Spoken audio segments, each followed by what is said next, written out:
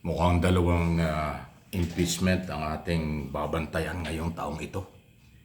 Aba, ang inaasahan lang sana ay itong second impeachment laban kay Vice President Sara Duterte. Dahil next month by February, tapos na yung 1-year ban. Tapos na yung 1 year o yung isang impeachment.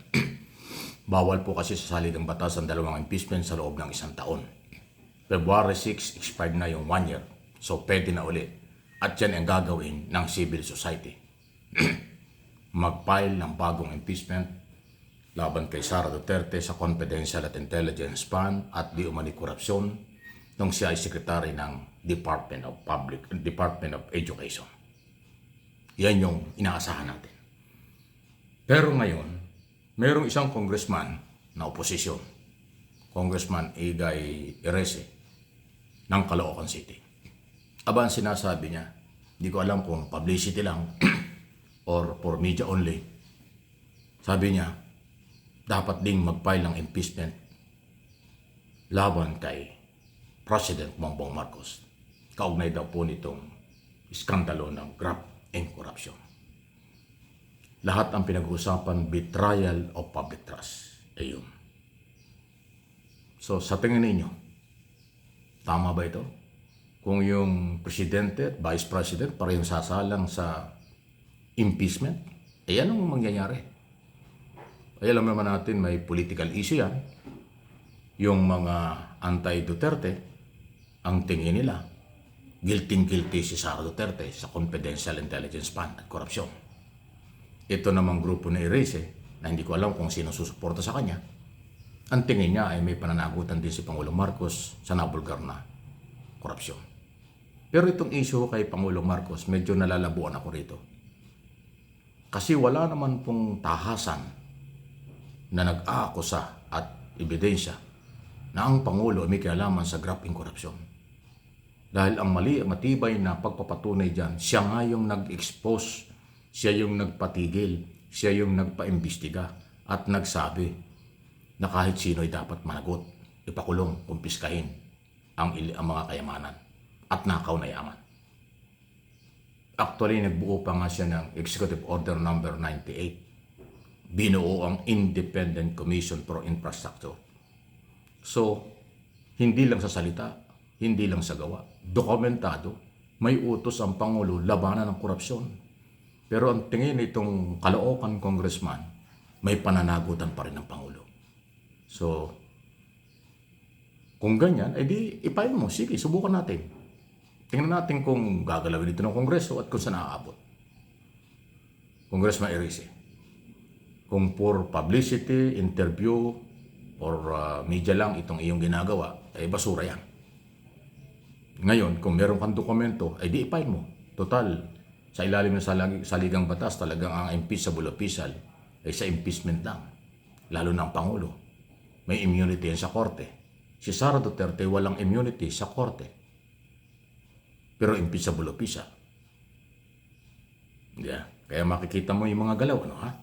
Ngayon, pagdating naman dun sa Vice President impeachment, abay alam naman natin maraming complainant niyan.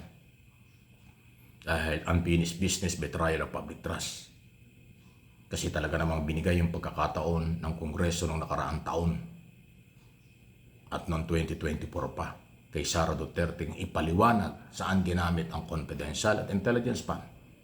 Bakit nagkaroon ng bigayan, lagayan ng 50,000 pesos each sa loob ng 9 months sa mga YOSEC Asset Director ng DepEd nung siya ang sekretary. Yun po yung betrayal of public trust, graft and corruption, bribery at kung ano pa. Pwede ngang malversation, kaya nga betrayal.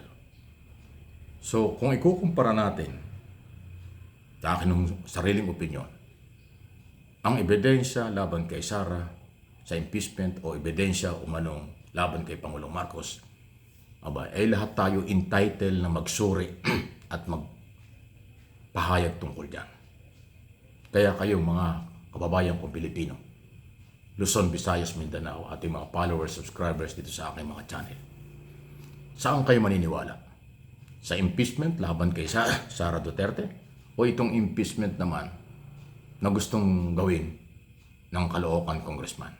Sa ngayon po, si Eresi pa lang, Congressman Eresi ng Caloocan, ang nagsasabi pa lang, wala pang suporta mula sa kung saang sektor wala. Sa Kongreso wala rin. Di katulad dun sa Kongreso, dun sa kay Sara, naghihintay na yung mag-i-endorse ng mga congressman. Lalo na po yung mga party list congressman na membro ng marginalized sector, civil society. Sila yung mag-i-endorse sa second impeachment laban kay Sara. Hinihintay na lang yung February 6. Ang pagkakaiba, yung kay Sara, hinug na. May dokumento, may testigo, at merong mag-i-endorse na congressman before Congress. Ito namang kay Pangulong Marcos na sinasabi, hindi natin alam. Kung si Congressman Eresi ba ay mag-i-endorse ng impeachment o nagpapasabog lang ng balita para pag-usapan at naghahanap pa rin ng sympathy or suporta doon sa kanyang idea laban sa ating Pangulo. Yun po yun, magkaiba. Kaya aabangan natin. Definitely sa ating monitoring pagdating ng February, tutuloy ang second impeachment laban kay Sara Duterte. Yan po yung development kasi yung mga party list congressman naghihintay na sila sa formal na complaint at kanilang i-endorso at makakarating yan sa Committee on Justice at pagtatalakayan. Mahabang proseso yan. Doon sa ating Pangulo, ang tingin ko ngayon ay gimmick pa lang. Pero wala tayong magagawa. Ang Pangulo nga po ay impeachable official. Pero kung paninira lang, hindi makakatulong sa political stability, business, economic, at tourism. Yun po yun. So, tingnan natin.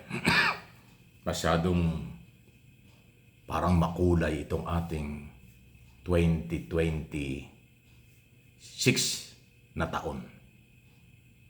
Pero expected yan kasi ngayon timpong taong ito, dapat nagsisimula na ang pag-oorganisa, pag-identify, pagkilates, pagkilala sa maaaring susunod na kandidato sa panguluhan sa 2028. Kasi ho ang paghahanda sa pagiging Pangulo hindi pwedeng isang taon lang eh.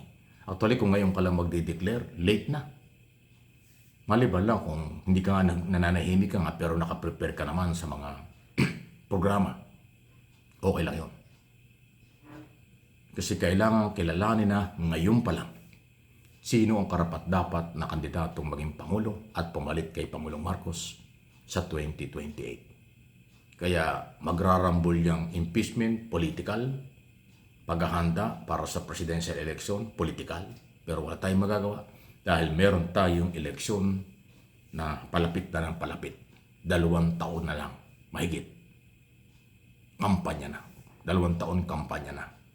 27, last quarter ng 27, filing na ng Certificate of Candidacy. Pagpasok ng January ng 2028, campaign period na yan. Kaya hindi po ito pagmamadali, pagbibigay lang ng impormasyon, information dissemination, at for education ng ating mga topic. Please like and share.